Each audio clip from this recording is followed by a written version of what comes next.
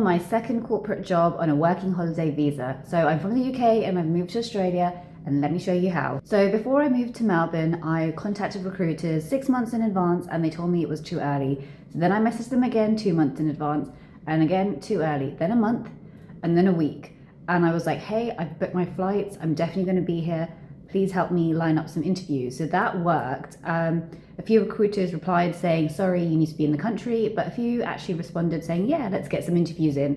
So I had a couple of interviews and they were at 4 a.m. UK time because of the time difference between Melbourne and London.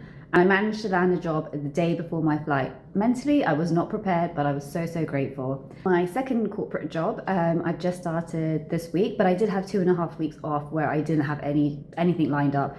So I was panicking a little bit, but I did the same thing again. I just reached out to recruiters, updated my CV, sent that to them, explained that I do have Australian working experience now, so that really helped.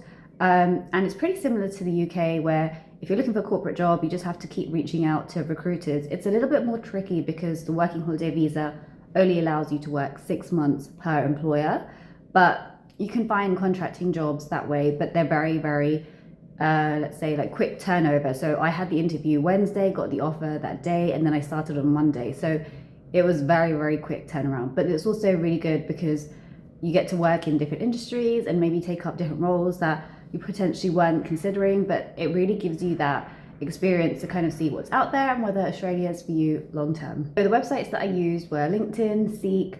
I also reached out to recruiters directly. So if you just Google Australia corporate jobs, or sorry, more specifically what kind of role you're doing. So I work in finance, so I was looking at recruiters in contracting temporary roles in finance, and a whole list came up on LinkedIn and I just reached out to every single one.